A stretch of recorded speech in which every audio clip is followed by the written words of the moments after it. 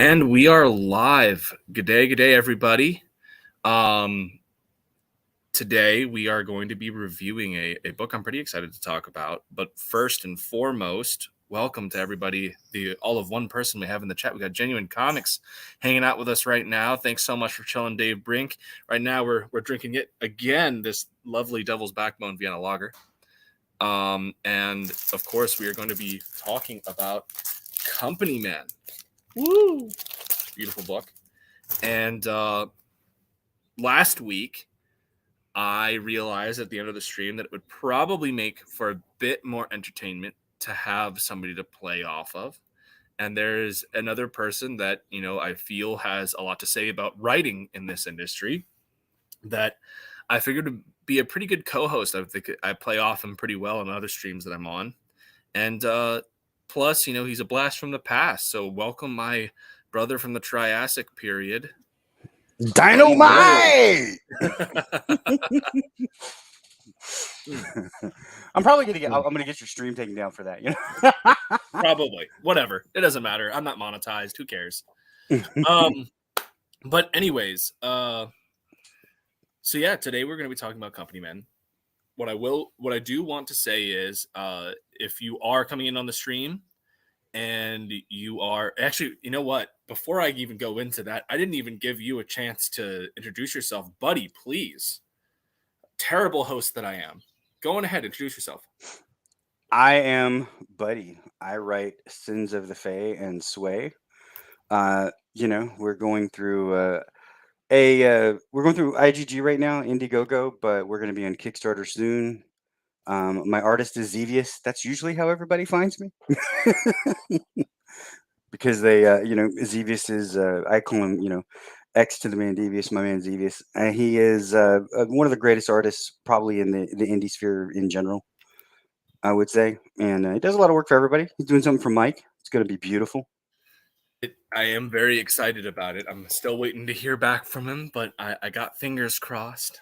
Maybe today, maybe tomorrow, who knows? But someday soon, I'm hoping. I'm really excited. But anyways, and for those of you guys who somehow have managed to miss Sins of the Fae, I just posted it up on the chat. When I go back at the end of the video, I'll make sure that it's in the description because I believe that it's going to be a whole thing where Buddy's going to likely be my co-host on a lot of these streams. Unless there's something where it's like we're reviewing Sins of the Fae, at which point Buddy can kick rocks and I'll invite somebody else to help me tear apart his book. Yes. Eviscerate the art. X loves it when people eviscerate his art. Sent him to the expo with comic books. He found some guy named Matt Banning, and he said the first thing he came back and he was all like excited, and he's like, "He eviscerated my art. You know how much I love that." I was like, "Is this a strange BSM fetish you have? What's going on?" Oh my god. Anyways, but yeah, no. Now before we move on to the Company Men review, I do want to say that towards the end of the video, we're going to go back and take a look at the comment section from the Peregrine Wings of the Falcon video. So this is your last reminder here. I put it in the chat, but this is your last reminder live that if you have read Peregrine Wings of the Falcon and you've seen the review and you have your own thoughts, or just even want to put your thoughts out there, go and comment on the chat of Peregrine Wings of the Falcon, because towards the end of this review, what we're going to do is we're going to pull up that video chat section and we are going to bring up those reviews live and talk about them. So because I love, like, if that's honestly something that I think that you don't see a lot of, is creating an engagement of not just what I think or what Buddy thinks, but what the consumer thinks about the product. Because I mean, at the end of the day, I could just be some pretentious jackass. I could be completely wrong. I know Buddy is pretentious. He's just not quite as much of a jackass as I am. But whatever. Oh, I'm totally an arrogant asshole. We've got Crazy Mad hanging out in the chat. Crazy Mad. Dean sent me something pretty cool last night. I don't know when we're going to be revealing it, but it's going to make you very, very, very, very, very excited and happy. Got Genuine Comics saying hello to Crazy Mad. But anyways, the main event, we've got Company Men here. I need So a drum. I backed the hardcover edition, right? So let's look at that beautiful bean footage. Look at that. look at this.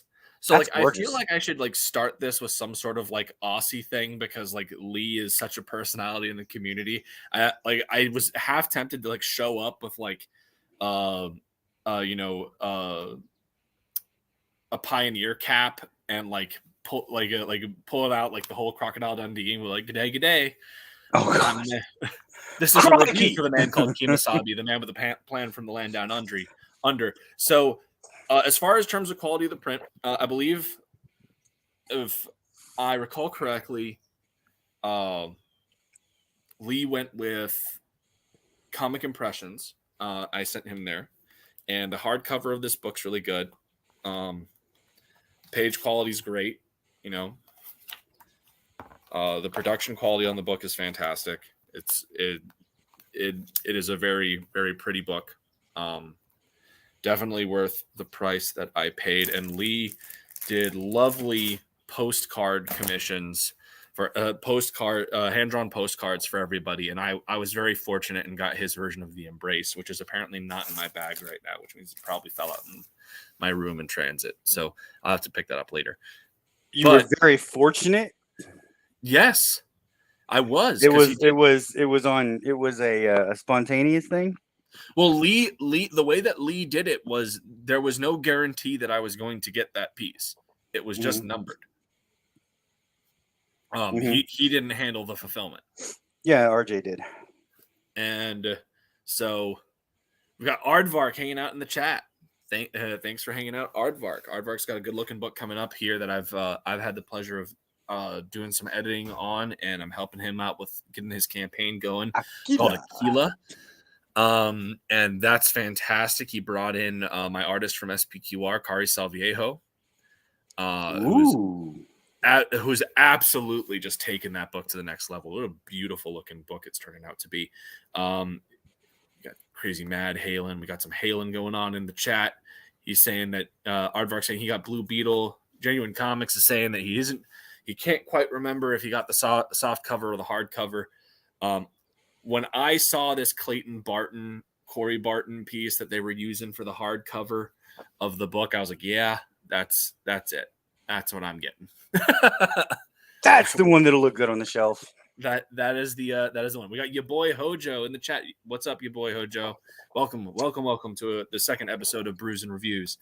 On that note, I'm going to take another swig here because it's a delightful warm day, so nothing better than to enjoy a cold brew while we go into this it's review. 97 degrees outside here. Yeah, I want to say it's like the mid to high 80s here with a little bit of humidity. But so anyways, Company Men, Dead, White, and Blue was effectively pitched by Lee as Expendables / Suicide Squad with Expendables meets Suicide Squad kind of book.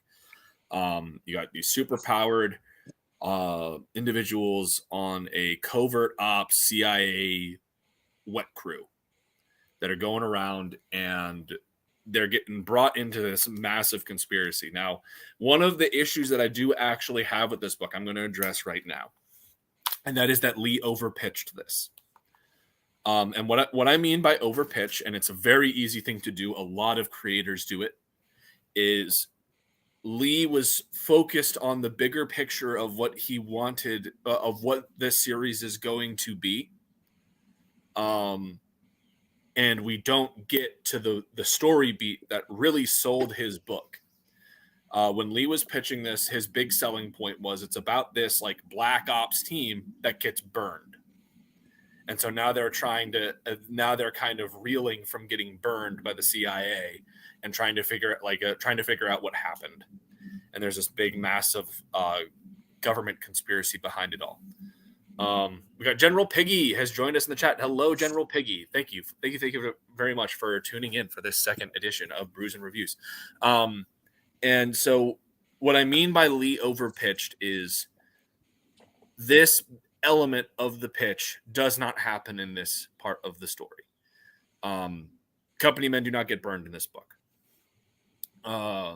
They are setting the stages for it. You can definitely see that that's where they're going, but they have not been burned. By the end of the book, the company men is still in good standing with the CIA. They're still taking jobs. They're still working for their for the boss, which is their Amanda Waller type character. And that's one of those things that we have to be very careful of as creators. When we are pitching our products to people, there is a sweet spot, of what you need to do from a promotional standpoint to get the audience's investment without showcasing too much of what your grander plans are and relying on those grander plans to sell the book. Because Well, I think there's you have to pitch the book, not the whole epic. Correct. And that's what I mean. It's like he overpitched. He pitched the overall epic as opposed to the singular book. And it's a very, very tricky thing in crowdfunding. Now, and we've got Arrogant Ape here in the chat. Hello, Arrogant Ape. So I do know that he has left a rather lengthy review of Peregrine Wings of the Falcon that we will be going through and taking a look at here later in the comment section from that past video. If you have not, if you have read Peregrine Wings of the Falcon and would like your thoughts of the book to be shared towards the end of the stream, go to that video real quick, leave it in a comment, and we will get to it here towards the end of this stream. And just so I say it, I see what you did there, Arrogant Ape. I see what you did.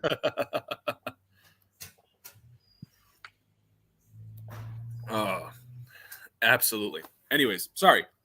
So that is right off the bat, I think that is one of the bigger criticisms that I have about Company Men. Otherwise, it lives up in a very large amount of ways to what Lee pitched it as. It's a very fast-paced, Expendables style action story, and he does it way better than Richard C. Meyer did with Jawbreakers. I had a very good time with this book. The art, which is done by his last name is Mazine, but I want to make sure I get the guy's full name to give him proper credit. And we are going to actually take a moment of silence here because the colorist on this book passed away recently. Oh, was it Dio? Yeah. Oh, wow. So when we get to that, we'll do a nice little pour one out for the homie. But anyways, talent on this book, we obviously got script by Kemosabe, Lee Byron Carver, who is my editor for The Embrace. So hopefully when he watches this video, he doesn't get too butthurt and I still have an editor. Anyways, and we got General Piggy asking when Aquila is launching. That is not my news to pass on. I will let Aquila do that. So art was done by Kelso Mazine, who does a phenomenal job. His line work, I think, really is very solid in here, and the panel compositions are very good. Unlike Peregrine, where Peregrine is kind of basic and formulaic, Kelso is far more experimental, and it pays off. Dijo Lima colors. Dijo did a phenomenal job coloring this book. Before I move on to words, I do want to take a brief 10-second interlude to just out of respect. Passed away, I think, either this past week or the previous. So I'm gonna mute my mic for a sec. I've got a timer, so just 10 seconds.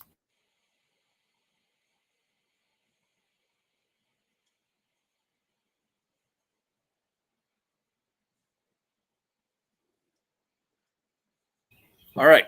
I hope obviously we don't know these guys personally, but everyone's got families, everyone's got people that care about them, and so best wishes to Dijo's family and friends. I know that his loss will be felt on Company Men, and moving on from that, we got letters by SK, who does lettering for me as well. He's my letterer for both Elysian Fields and The Embrace and SPQR. SK is a phenomenal talent in lettering, and he's a blast to work with, especially because, you know, he's very quick. He gets stuff done. He gets it out to you. And if you have any revisions, he gets that done instantaneously. But to move on to the actual content of the book, Company Men is, I want to say, a bit over 50 pages of story. And for the most part, it utilizes those 50 pages very well. It's very economical with how it goes. The story itself is fun. It's very fast-paced. As I said, Lee really delivers on that whole fast-paced 80s action movie that he really wanted to go for with Expendables, with things like Expendables here with Company Men. The only problem that I have with this is there are a few moments. There are a few scene transitions towards the beginning of the book that the pace is so fast that they do not go smooth. And so it could have the effect of leaving the audience a bit confused. Like, so the book starts off and you've got this whole thing where he's taken out this African dictator that's risen through religious fanaticism that's anti is anti-US and therefore anti-CIA. It's the CIA is having the Company Men take these guys out. Oh, please tell me that I am not having internet.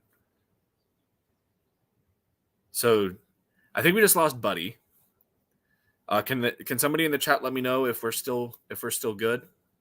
If we're still going?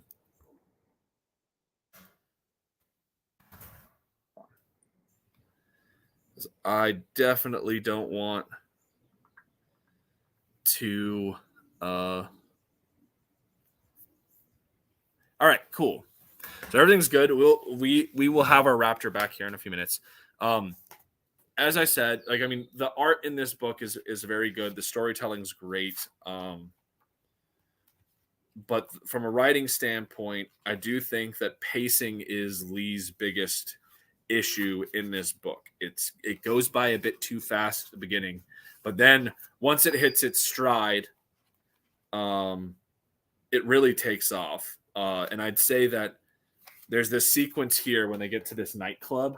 This is where this book, from this point on, starts to shine. And I like everything before that is kind of a mad rush, a mad dash to get to this point. And at this point, we get our first kind of slow scene to really get us engrossed into the universe, put our feet down here, and really help us immerse.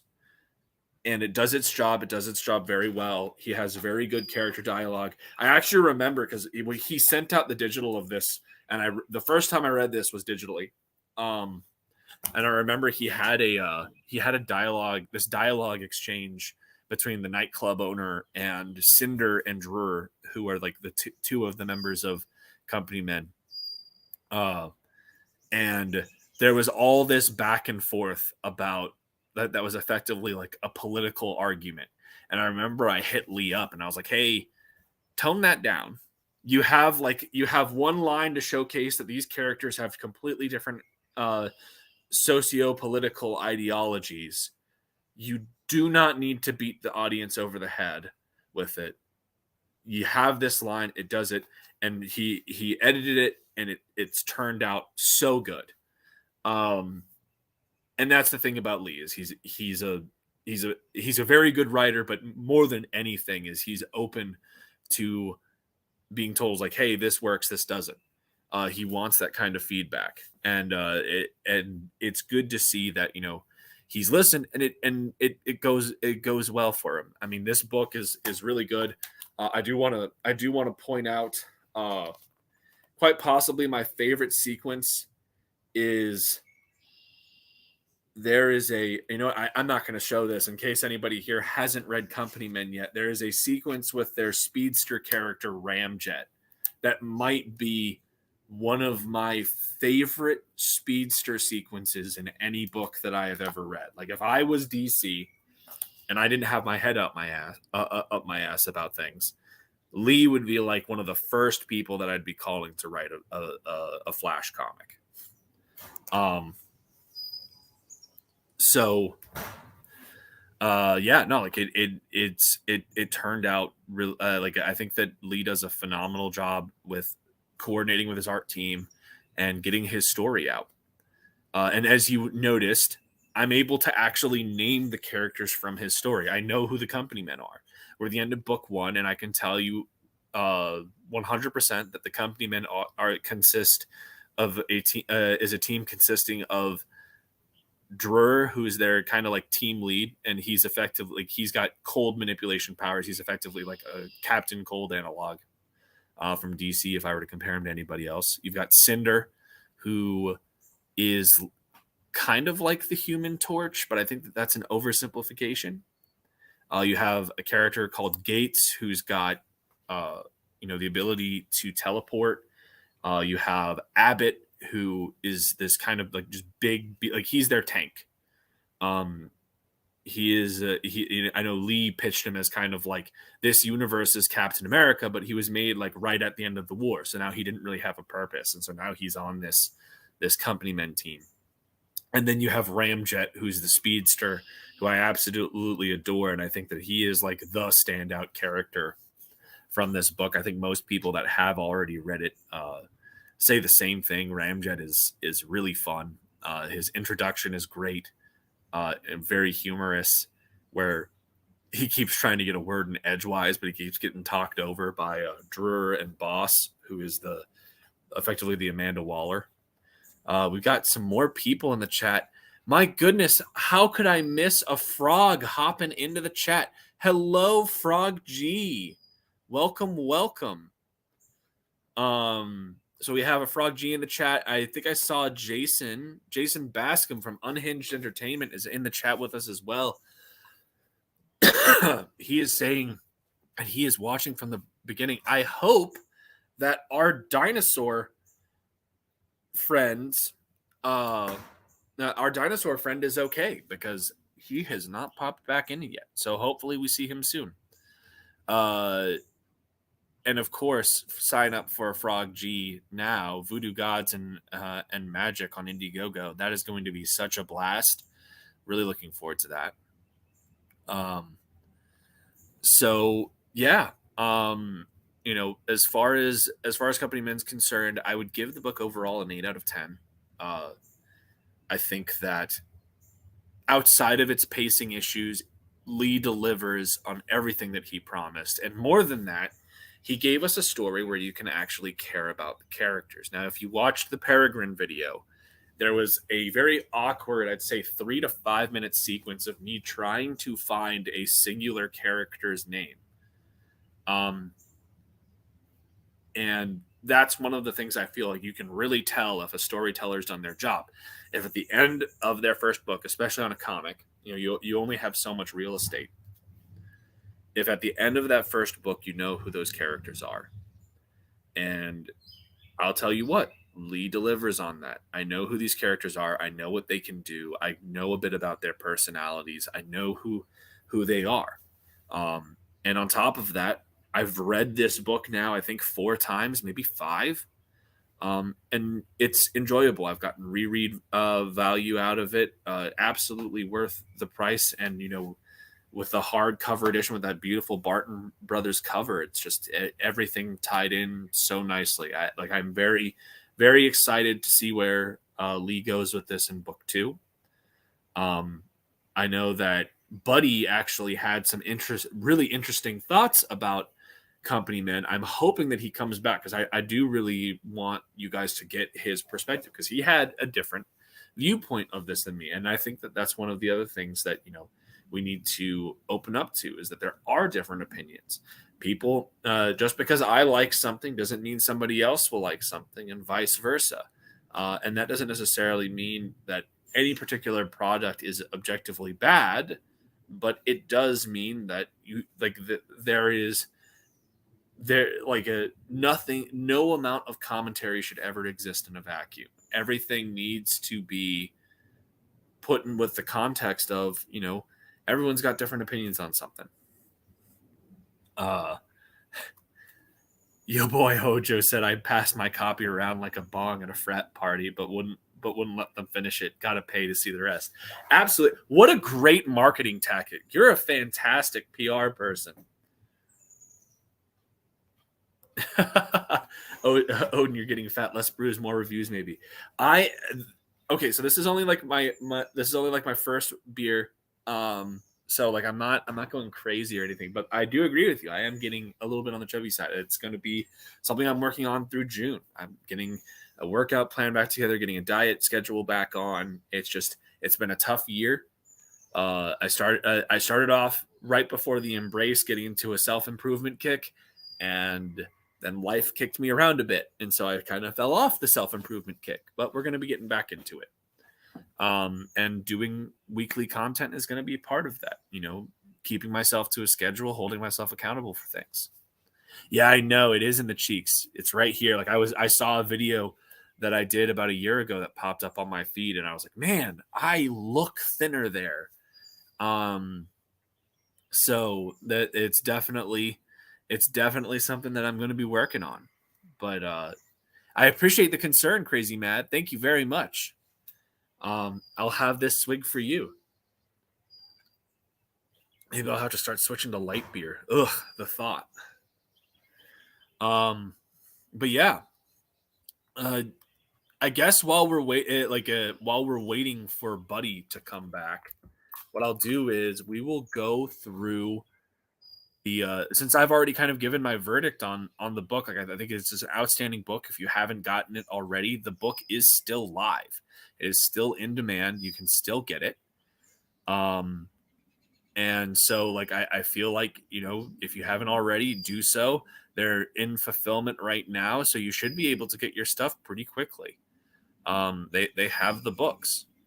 So without further ado, though, let's bring up the chat from last week and see if anybody had anything to say about what brew beer and live in Virginia. Odin, hit me up. Probably not a good idea. I will gladly have craft beer. We just got to make sure that I burn it off, burn the calories off properly. We definitely got to link up at some point, though. We'll see how far away you are. If you're not too far, I'd definitely be down to hang out.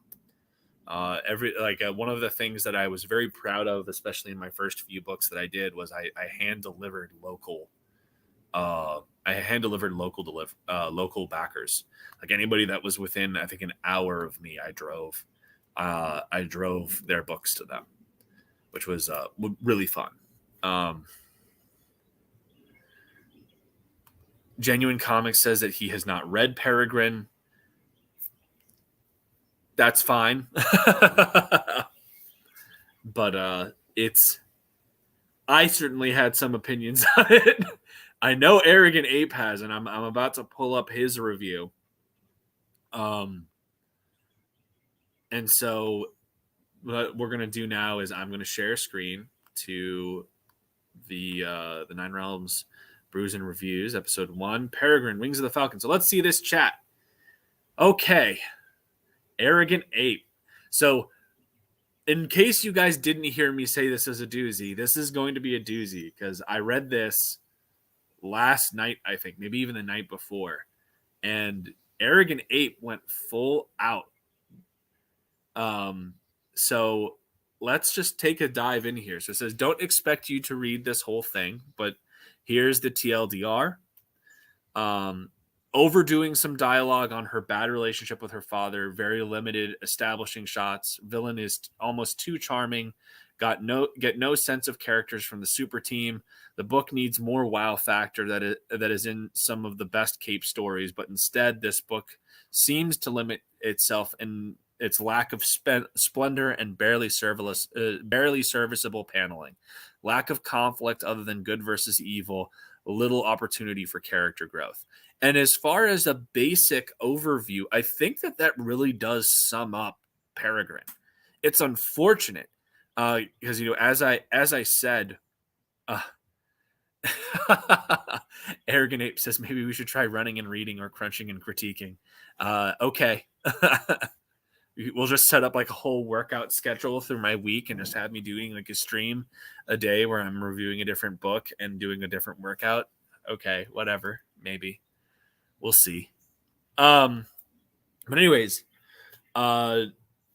he does go into a lot more detail. I will let people read that on their own if they wish, but I do want to highlight out some things because there are some things that I think he says in here that are worth pointing out that I do want to go into.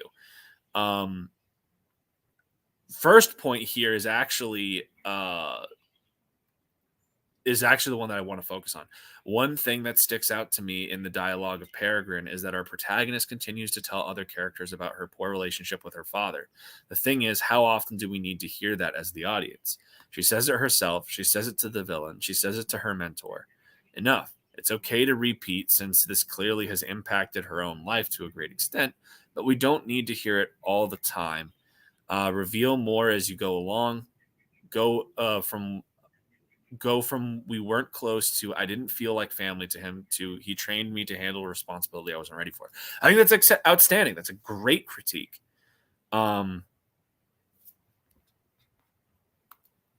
Your boy Hojo says, I think we spoke on Don Chin's show a few months ago. I'm like 3 hours away, but I saw there's a coming Comic-Con in Nova in a few months. Probably Awesome Con. Awesome Con's a pretty big deal, and it happens up in like the DC area. But I mean, people come up through Nova all the time to go to it. We'll figure something out, man. Maybe one of these days I'll just take a nice little road trip, and come out there and hang out with you. I'd certainly be down with it if you're comfortable. Yeah.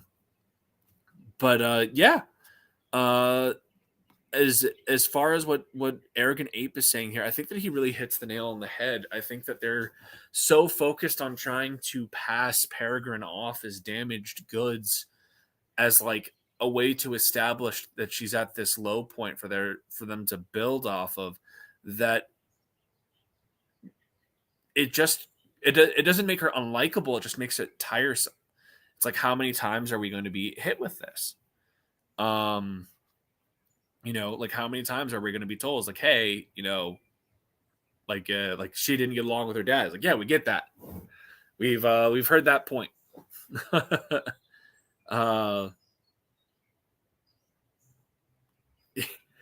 He has literally one of the same Arrogant Ape has literally one of the same what the F moments that I had when I was reading it, when she's teaming up with a team of superheroes and the leader accidentally calls her Jessie, or should I say Peregrine. It's just like, look, man, you're a professional superhero. You know what these names, these code names are there for. Don't be a dumbass. Yeah, no, I think that I think that Arrogant Ape really does sum it up. I'm not going to go through the whole thing because, like, as you see, there are 1, 2, 3, 4, 5, 6, 7, 8, 9, 10 paragraphs. So if you want to go read it, I definitely highly recommend it. I think Arrogant Ape does a fantastic job of summing up the problems that this book has. And Genuine Comics points out the thing that I pointed out during my video, is that what is such a great shame about this is Peregrine has a great name and it has a great design. And it is one of those characters. Like, when you see this, when you see Peregrine and you see the pitch and you hear the pitch and everything, you go, I wish I thought of that.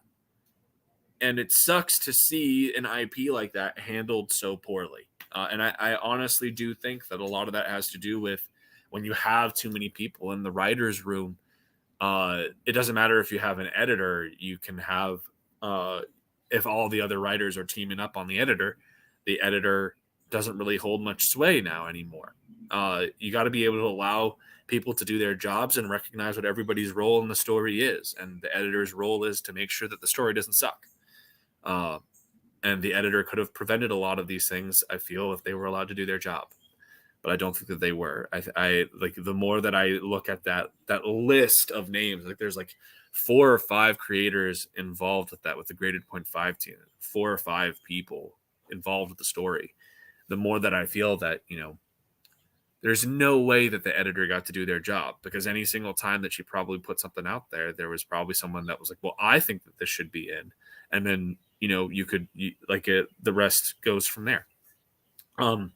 But anyways, we haven't had Buddy come back yet.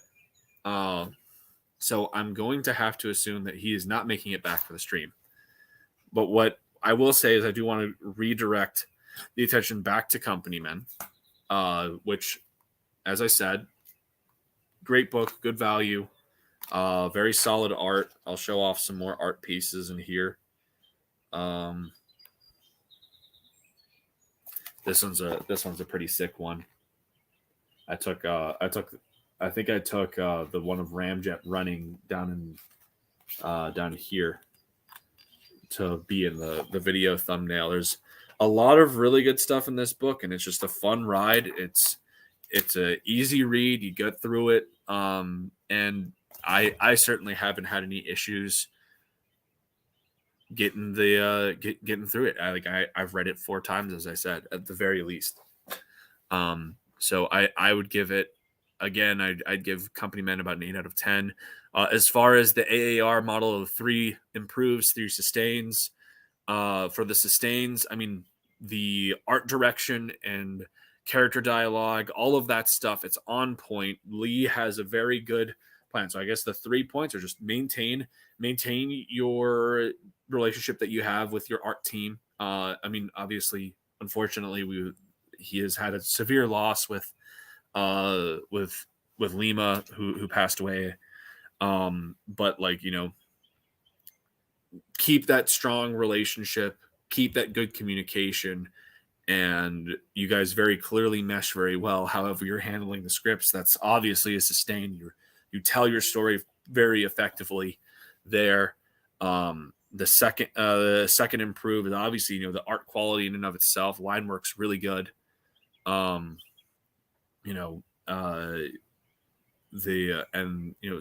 that really covers your 3 sustains. 3 improves. I think that the biggest improve that I could give to this is pacing. Pacing is the trickiest thing as a writer, man.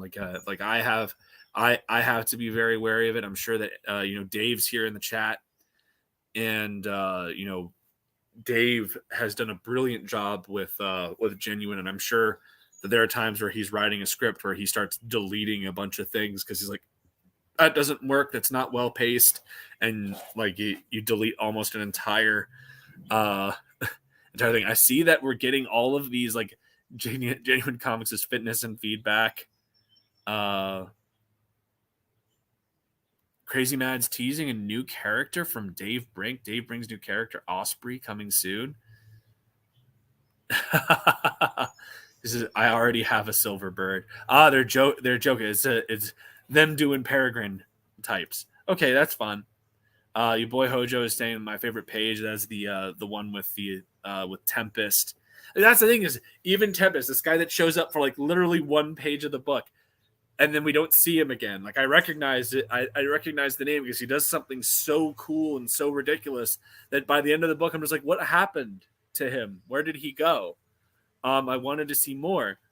And then Arrogant Ape is saying LOL, GC is coming up with some great fitness ideas. Hey man, I'm going to be getting back into it. It is definitely on the priority list. I'm going to have June is going to be a rare opportunity for me to try and get everything back in order, because my classes finish up here at the end of May, and then I won't be able to take another class till July, just based off of how the schedule's lined up and what I need to take. And then so like June is going to be self-improvement month. It's going to be me focusing on getting back in shape and getting back into a routine, and it's going to be me focusing on a lot of that stuff. Crazy Mad says Perfect 10 is great. It is great. It is a fantastic book. Dave is a phenomenal creator with an outstanding catalog. And as much as, and like Perfect 10 is great. And as much as I love it, I will always shill Dream Girl Sleeper Agent. It's my favorite book that Dave's ever written. I adore it. But I'm still waiting for issue 2, Dave. Still waiting. But yeah, you know, that being said, I think we're coming up towards the end of the stream. One of the things that I did not do last time that I'm going to start doing now because it's important and it's the whole reason why you build a platform is to show my own product.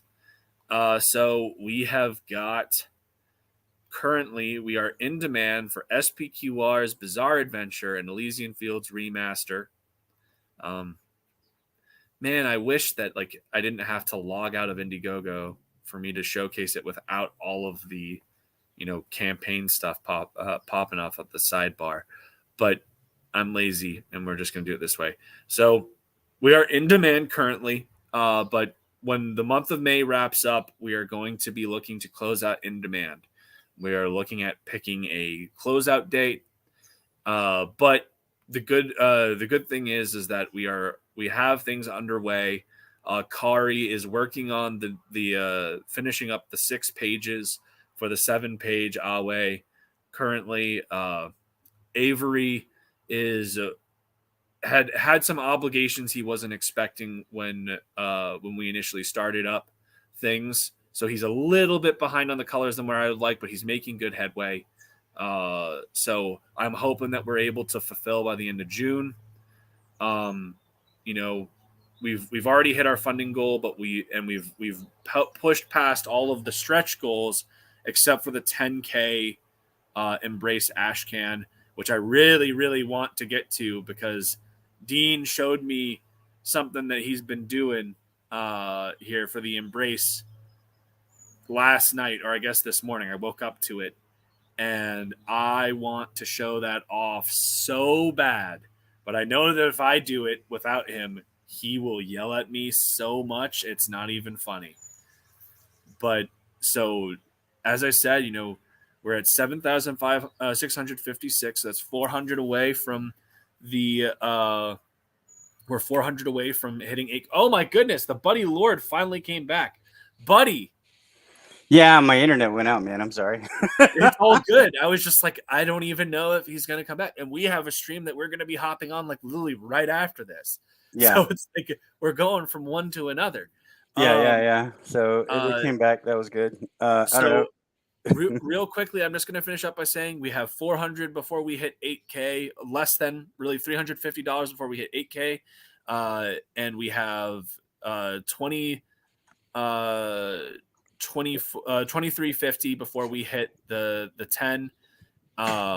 So help us get that. I really, really want to get us past 10K on this book. It would be awesome. As a reminder, we do have we do have 2 pages left of original Embrace 1 artwork. These are the last 2 pages from the first book of the Embrace before Dean had his incredible level up of art. So like this, like you are literally getting a one-of-a-kind item here. This is like pages out of Dean's old sketchbook. And I'm going to tell you right now, when you guys see the work that he's doing on the Embrace 2, and when I'm able to showcase what he sent me last night, you guys are going to want, if you're a collector of art, this is a start of a very, very promising career for Dean James. He is growing faster as an artist than I think any other artist in the indie sphere right now. He is obscenely good. And his growth over the past year alone is insane. And so if you want a true collector item, like you can't really go wrong here. And the big perk about this is purchasing any of these pages all of the funds go directly into the Embrace 2. So it will be an immediate payout to Dean to begin working. And this covers effectively the length of what would be the preview ash can. So help us get across get across 10K. And thanks for tuning in. Now, before we close out, I did want to bring Buddy in because, as I said, he has a different opinion about company men than I do, and it's so important that we not surround ourselves by echo chambers and put ourselves into vacuums, because difference of opinion is good. It's how we grow. So, Buddy, we have 5 minutes left. The floor is yours. Let's just preface this because we talked about this beforehand. This isn't a book I would purchase. Okay, it's not my kind of book, but it is well written. Like for what we say it is, which I think it is. Like it's instead of like a team getting burned, it's more like a team trying to figure out a secret before that secret burns. The country they're protecting. Yeah. Is kind of what it comes down to, and I find it really cynical. It's one of my peeves in writing is I think too many writers take what I call the low-hanging fruit of human relatability. And what I mean by that is maybe it's just because that's what we see, right? As humans, you see the negative, you see that kind of the anger, the bitterness, the whatever, you know what I mean? The xenophobia, all that.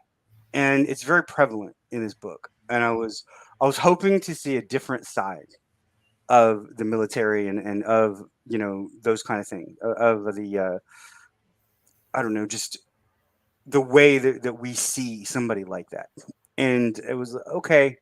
And I talked to Mike about it. He's like, well, it's supposed to be like just these cold-hearted, seeing nothing but death, bitter. Death doesn't bother them anymore. They're just doing a job, wet works factory kind of people. And I get that. I understand that.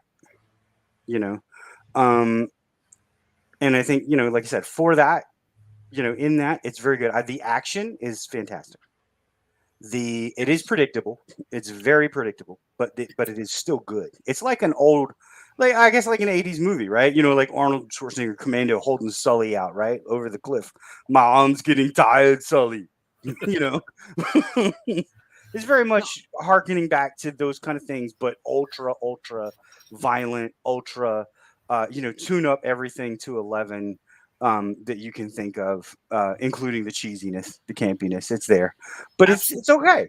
It's okay. I'm more, I think that's a very valid viewpoint to have it. And in fact, I'm fairly certainly even faced that criticism a little bit when he was running the campaign, was because people were like, man, this is a really dark concept. Because Lee talks about his love of old school Bronze Age superheroes all the time. And so people were kind of expecting his first book to kind of match that. And this just kind of came out of nowhere for a lot of people. And I definitely get what you're saying. Like it does have a kind of nihilism to it. It is kind of cynical, but again, I think that it is a product of it is a accurate representation of what Lee was trying to tell as a story. He wanted he wanted effectively Expendables with superpowers, and he delivered. Well, I would argue that the reason why Expendables and Losers and those kind of books work, even Wetworks, like way back in the day, right? Wetworks with the symbiotes and everything, is because they had hope. And I agree with you. And the fact of the matter is that this is only book one, right? Like there could be something like that comes down the line. I'm not going to say that there is or isn't, because I'm not Lee. I don't write, like I'm not. Yeah. And I don't want to, I don't. This is setting the stage. So who knows what we get in the future? There could be things like that come in, or it could be this whole thing where everyone is just getting screwed over all the time. Yeah. But more important though is that at the end of the day, when you finish Company Men, you remember it. There are scenes that you enjoy, there are characters that you like, there are things that you appreciate. And while it might not be everyone's cup of tea, I think the consensus would still be that it is a solid product. It is a solid book. and it does what it aims to do very well. Yeah, Oh I my would agree with goodness, we that. have a Mo Biggs in the chat. Genuine says, why didn't the Company Men campaign do better than it did? Any theories? I have so I don't want to comment too much about that. I know that there were a lot of things going on initially with Lee having partnerships with people that promised more than they could deliver.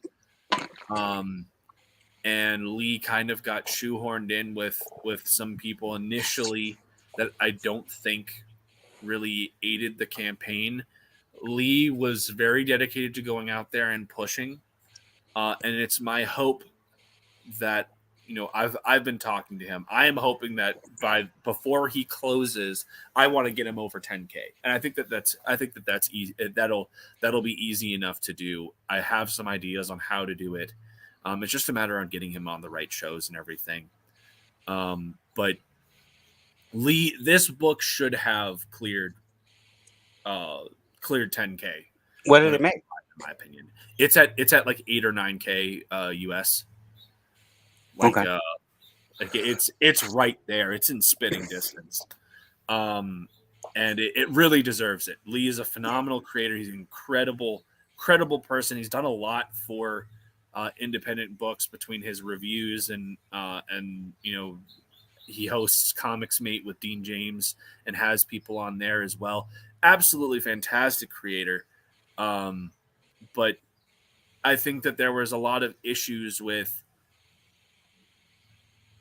everybody when they're coming into this industry is looking for people to kind of help them and give them the ropes. And there were people that claimed to know the ropes that didn't really. And that's what I think it comes down to. Yeah, so Frog G has it right there. It's 9,469. Guys, we're $500 away from Company Men being 10K. What are we doing? Like if you haven't already gotten the book, please do so. It is very much worth the purchase. I'm certainly happy with the copy that I own. And Lee is just a tremendous talent that absolutely deserves the 10K mark. So, but that being said, we are reaching the hour mark. So what I will do is I've already shilled SPQR. And Aorgany says I would definitely recommend the book. Hit that link and grab it. Absolutely, Aorgany, phenomenal product, I think. So before we roll out, I've already shilled SPQR, which get us to 10K, guys. Let's do it. Let's get Company Men. Let's get. I think all three of us are like right there at spitting distance. Let's bring up Sins of the Fae, buddy. Let's bring up Sins of the Fae. Let's talk a little bit. Okay. All right. All righty. Sins of the Fae. Buddy Lord Blade Knight. So as I said, man, $8,923 USD. Now, I know that you've been on a whole bunch of streams talking about what's been going on with this. Yeah. So in case anybody's wondering, I'm not going to have Buddy go through that explanation for like the 5 millionth time. But effectively, when they started this book, they had a different artist, and things didn't work out with that artist. And so Buddy had to have the book effectively entirely redone, which in one way sucks. In another way, we got a whole new different product with Sins, with this art by Xevious, who was initially just the colorist, but has now taken up the duties of principal artist on the book. And just absolutely fantastic work. I remember when you released the first few pages that Xevious had done, and my mind immediately went to like Neil Gaiman Sand. Like that's immediately where I went to, and it's just absolutely beautiful. So why don't you tell the audience a bit about Sins before we wrap up here, and let me and let people know, what is Sins of the Fae? Why should the people in the chat go and get Sins of the Fae? It's a quintessential American fairy tale. It is. There's a calamity happening across uh, the entire collection of universes, which there's actually like 8 separate worlds, and Sins of the Fae deals with what's happening in the fairy world while that's going on, and it is. What's up, Amanda B? Sorry, don't Go mean to ahead. interrupt you. We just had Amanda B pop into the chat, so I'm just saying hello to Amanda. We don't want to gatekeep Amanda. Yeah, no worries. And there is a it is the first story is about a mother who is fighting to keep her happily ever after. She makes a wish on a falling star, summons this great like fairy god basically called a highborn. His name is Owen, and she says when he asks her, what do you want? She says, I want a wish, and he says, well, wishes aren't free. And she's like, I don't care, I want a wish. Okay, what do you wish for? And she wishes for a family with him. And so she has 2 children that were never supposed to have been born, 2 girls named Adira and Kaylee, and they are the sins of the Fae. And at the beginning of the book, a little bit past the prologue, there's a little diatribe that basically talks about how the Fae craft and wishes are never free, and that at some point you have to pay for it. And so someone comes knocking for the payment due for her wish. And, is she willing to pay the cost? Or is she going to fight for her family? And it's such a powerful concept. People that know me know that I'm a big sucker for the family dynamic, because I have that with my own book, The Embrace. Now, before we roll out, this is actually something that's very unique about your book. Everyone's got bookmarks. A lot of people got bookmarks on their campaign, but yours actually serves a purpose for the storytelling in your book. Let people know. This is really cool, and it's not something I feel gets talked about enough. Oh, we made our own glyphs. It's like a cipher. It's like a runic script that we attached to letters, and because we didn't want like too much sound bubbles or like the sound effects, because we thought it looked weird with the painted style. So we developed a glyph to make it look more like manga does when they use techniques and stuff like that. And when they use magic, they use these glyphs. And if you have the bookmark, you can decode the words that they're saying. And they're not always what you think. Like if you see a fire spell, they don't always say fire. They might say, "Oh, F," So outstanding. Well, we are coming up on that hour mark, and I believe you and I, buddy, have another stream to go. Hop on Telepathic Bunny's channel, where we're going to be talking about, ironically, critique and creative growth. Yay! Perfect segue. But anyways, join us over there, everyone in the chat. Thank you guys so much. We had some latecomers here with Amanda B. Thank you so much for checking us out, Amanda. I know that you got the tail end of this, but I do hope you get a chance to go back and watch the live and watch the replay. To everybody else that has shown up here today, Aragonate, Crazy Mad, Genuine Comics, Mo Biggs, of course, who is, of course, now throwing a temper tantrum with the manga. It's okay. Everyone incurs the wrath of Mo at some point. And it's just in time too, because we do gotta pull pitch. But thank you so much to the chat for coming and hanging out with us today. It's a blast. This is our second episode of Brews and Reviews. For this week's was Company Men. Next week we're going to be looking at Eric Weathers' Battle Brick Road. I got that in here this past week. I've already read it, and as a teaser, I will say it exceeded my expectations. I really enjoyed the book. So we will chat about that next Friday, 2 p.m. same time. Hopefully, Buddy will be able to be there with us the entire time and not have his internet just die. It's okay, man. You're streaming from the Triassic era. It's gonna happen. It happens. We gotta connect to a few rocks. Over some monolithic periods. It's Crazy difficult. Mad is saying that he hasn't gotten Battle Brick Road yet. It's okay. He is well into fulfillment. He is knocking it out fast. I wasn't expecting to get my tracking information as soon as it did, and I've gotten it. So hopefully by the time we get to next week, you'll have received yours and you'll be tuning in with us.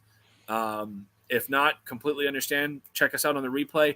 As we established last time, if you have read Company Men and you want to do your own review of Company Men, leave your thoughts in the comments section. When we do our next stream, we will be going through your reviews, bringing them up onto the screen and talking about them live on episode 3. Alrighty, thank you guys for hanging out with us on Brews and Reviews. We will see you next Friday. Have a great day.